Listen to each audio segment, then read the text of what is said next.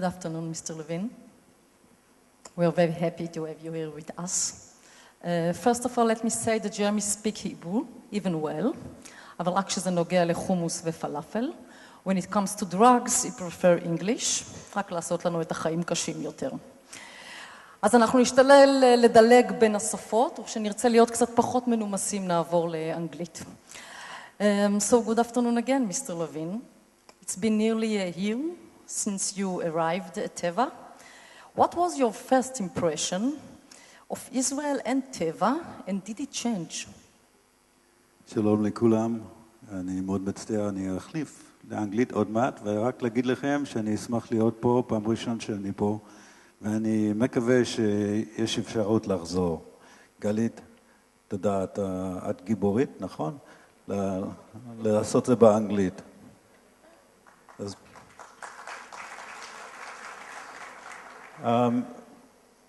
Look, Israel is a remarkable country, a very strong country, a very vibrant country. So my impressions over a year, I feel, one, I am delighted I came here. Number two, I have sought to bring many people here. It's a great environment and it should be even a better environment for them. So my impressions, delighted. And it didn't change all this year. It didn't change for 40 years, it only got better. You know, because during this period, it seems that Teva has somehow lost its position as one of the most favorite companies in Israel. We want you to pay more taxes. We want you to reveal your salaries. And in spite of this, we want you to stay here in Israel. How do you feel about it? Teva's staying in Israel. Teva is a strong company. Teva is not only a strong Israeli company, Teva is a strong global company. And as a strong global company and a strong Israeli company, it has a very interesting and powerful position. The position is a position of that of a company which is a social industrial complex. It contributes to society, it grows within the societies, not just exists within the society. So Teva has a very different footprint from any other company. 47,000 people, 70 nations, a company that does $20 billion in sales a year, a company that started with Solomon, Levi, and Elstein in Jerusalem 110 years ago, and every decade has evolved to seek new opportunities.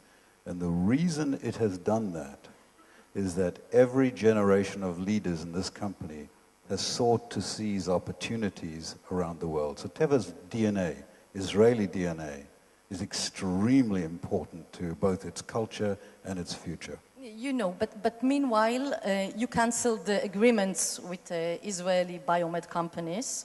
You have no longer an Israeli CEO and president. And I think that even your image in the Israeli press is in declining. What actually keeps you here in Israel? אני עולה חדש.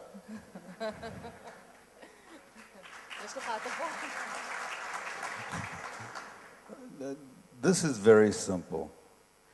Teva's roots are here. Teva's strength is here. This nation indulges in very important debates. These debates are crucial to democracy. I said to you, the company is a social industrial complex. We follow the law, we participate in the dialogue, we try and influence things. For example, we very much appreciate the opportunity to invest in the far north, in the high Galilee, in northern Galilee, and in the Negev. And the structure of the company here is such that it helps grow not just Teva itself, but the nation. And there's a tremendous body of intelligent, extraordinarily well-educated people here, so that we can grow managers here. As regards the agreements that we have here, every company must focus. Every company must do what it's best at, And that's what Teva is doing. While we have stopped some agreements, I can assure you we've increased many others. For example, we've invested in the National Network of Excellence around the country. We're going to make Israel one of the strongest centers for neurological research in the world. That's by combining our strength with academia, with the help of the government. There were many people who participated in putting together this network. And it's an example of how a company can work within the framework of a society and an opportunity in that economy to be extraordinarily strong. So there are many reasons like this for benefiting and staying in Israel. Okay, we'll have to believe you, of course. We can't talk about the future without mentioning Copaxone. I think it's a matter of 5 years, even less, till it disappears. What happens then? You know, I've lived 25 years in the pharmaceutical industry. Every single pharmaceutical company in the world goes through this. It's not special to Teva. Every company goes through this. The question is, how do you prepare for it? Now, in the case of Teva, Copaxone is an exceptional medicine. Exceptional medicine. In my opinion, the single best medicine for multiple sclerosis that exists. And it is outstanding. 1,500,000 years of patient experience around the world. Now, as we look at this, we know new types of medicines are coming. Oral medicines, medicines that you don't inject, medicines, some of them that have had experience, a little bit of experience in patients, others that have had more substantial experience. What we don't know yet is how they will all affect the disease and how they will slowly or more rapidly replace Copaxone. Our view is very simple. What is best for the patient is what must happen. It is the natural progression. We project that by 2017, Copaxone will reduce its sales. We're very conservative on this, but we believe it'll be somewhere around $1.7 billion by 2017.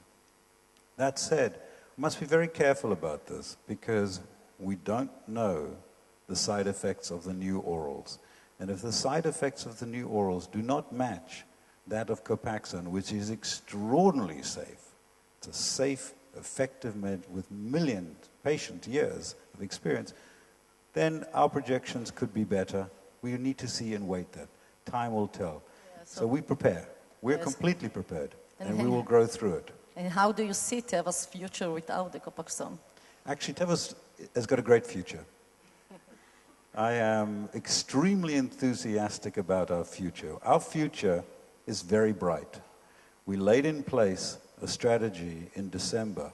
That strategy is designed to meet a set of very important opportunities that we see. Patient needs, market needs, and the opportunity to create some very clear value for the company, to go beyond where we are, to build a company that can last not just 1 year, 2 year, 10 years, but 20 years, to set in place the footprint of a truly global leader, not just in generics, but also in over-the-counter medicines, also in our very important new area, special to Teva, the new therapeutic areas, NTEs.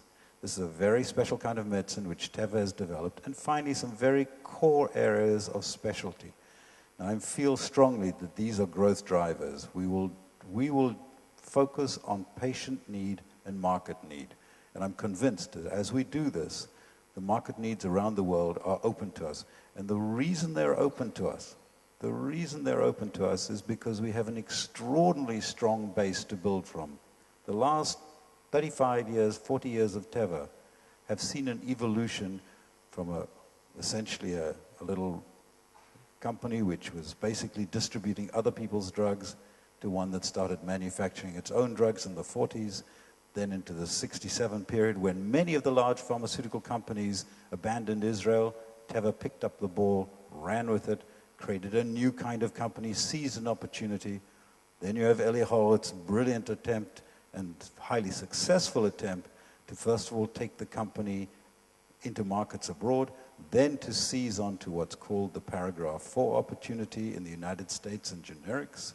And then another evolution occurred beyond that, to use the monies from that to start to buy companies around the world.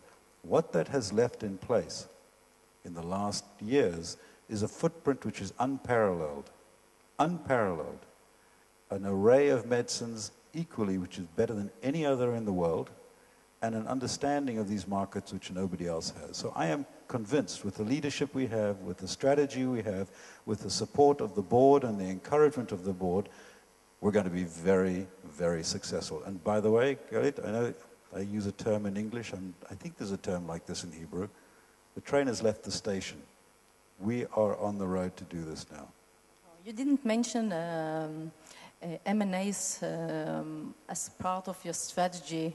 I mean, buying big companies. Is it also going to be a part of? I've spent my life buying companies, not buying companies. The issue about buying companies is very straightforward.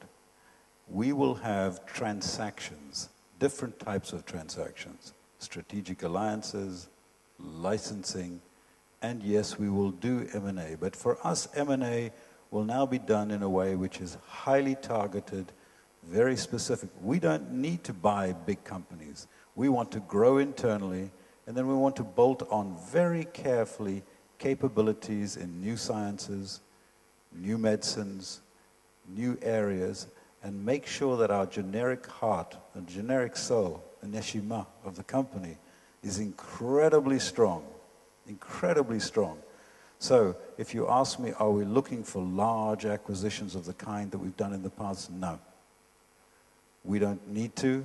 Others do. They will buy, they will grow. Money's cheap. Let them do that. Then they'll have to solve some of the things that we're solving now, and we will be way ahead of them. By the way, they are following what this company did years ago. They're going to have to follow us again. Okay. You're about to expose your compensation for the first time, and I guess you're probably going to be one of the highest paid CEOs in Israel. Does it bother you?